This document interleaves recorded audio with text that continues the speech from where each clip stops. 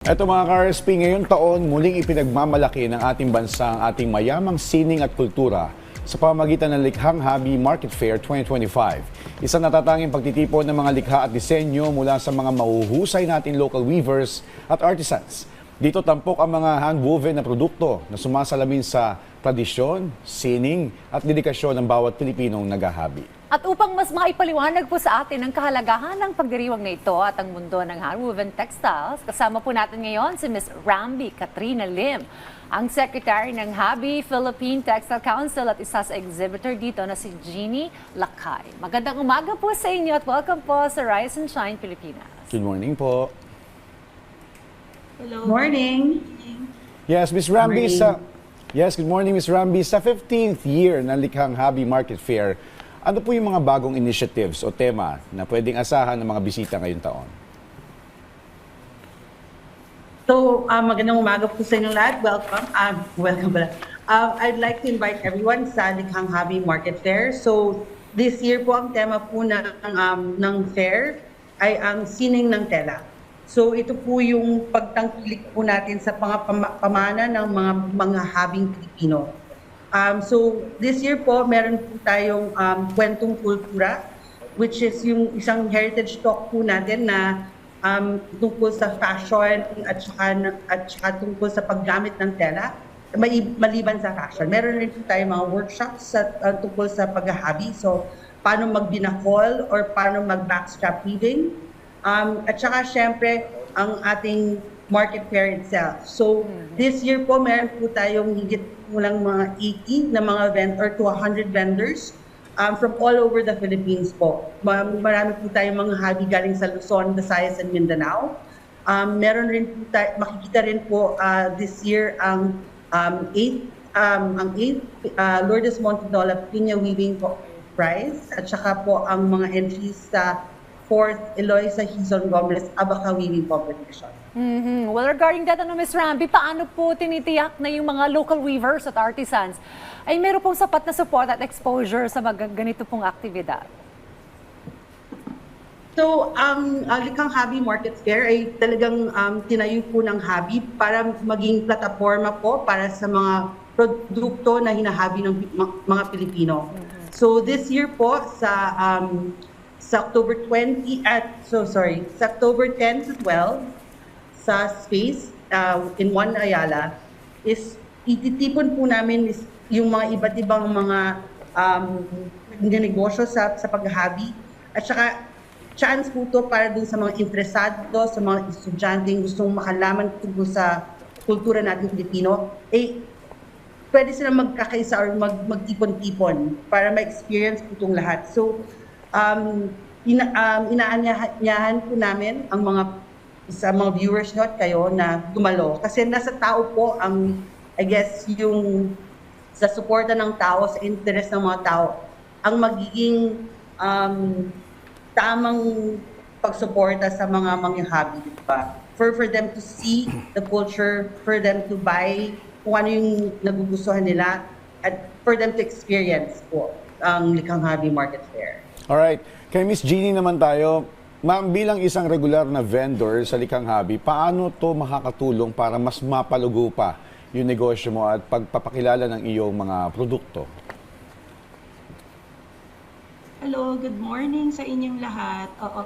Yung hobby market, yung Likhang Hobby Market Fair, nakatulong talaga sa amin yan. Kasi yung hobby has a large client base. Tapos yung clients talaga nila, they really buy. So joining the Likhang Hobby Market Fair for this past few years, nakatulong talaga sa amin yan, especially when it comes to marketing, ganun. Kasi targeted audience or targeted market talaga ang clients ng hobby, which is very favorable sa Arugahan Wovens tsaka sa ibang mga weavers. Well, Ms. Jeannie, maaari niyo po bang ibahagi ang kwento sa likod ng inyong brand na Arugahan Wovens at kung paano po ito sumasalamin sa inyong pong kultura at tradisyon? Oo. Yung Arugahan Wovens kasi it started sa baby wearing, yung traditional way of carrying or yung pagbubuhat at pag-alaga sa baby. So nung nanganak ako nung 2017, gusto ko lang gumawa parang gusto ko lang matuto mag-weave para gumawa ng fabric para mabuhat ko yung baby ko. Parang siyang love letter lang sa anak ko.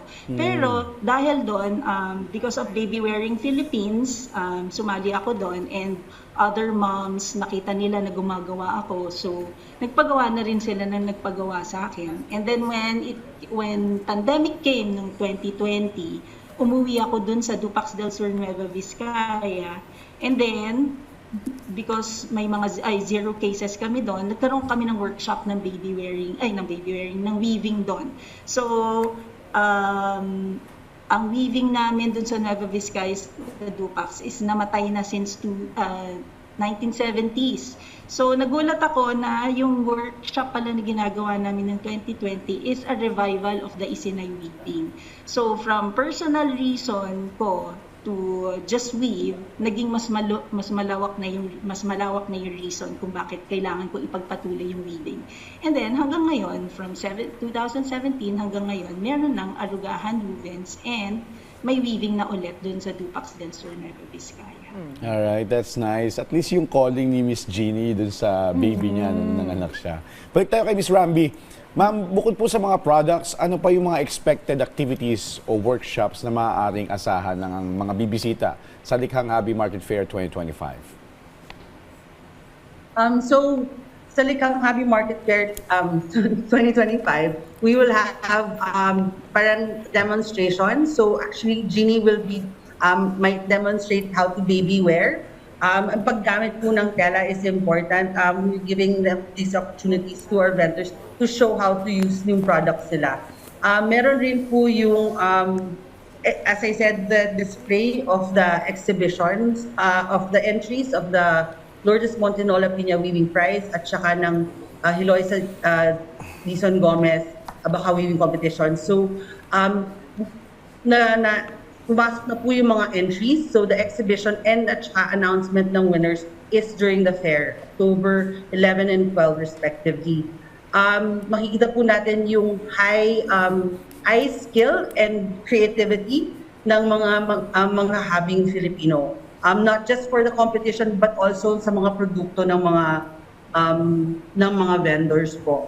So talagang excited po kami ngayon kasi ang push talaga po ng Habi is to educate the general public and us Filipinos kung ano yung tela natin at saka to be able to give ourselves other people the opportunity to partake in this cultural event.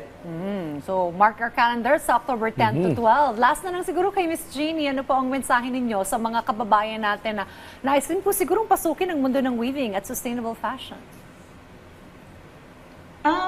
Sa mga gustong pasukin ang mundo ng weaving and sustainable fashion, please do. Kasi ayaw naman natin mawala yung tradition natin ng weaving dito sa Pilipinas. Kahit madali nang gumawa ng tela because of technology. So please do, pasukin nyo because weaving is a prestigious art. And we need more young weavers to continue our weaving dito sa Pilipinas. So yun, tsaka masaya siya. Well, thank you very much po sa pagsama po sa amin ngayong umaga dito po sa Rise and Shine Pilipinas, Ms. Ramby Katrina Lim at si Ms. Jeannie Lakay. At again, supportahan po natin ito, ang kanila pong activity, October 10 to 12. We'll see you all there. Thank you po. Thank you. Thank you. Thank you.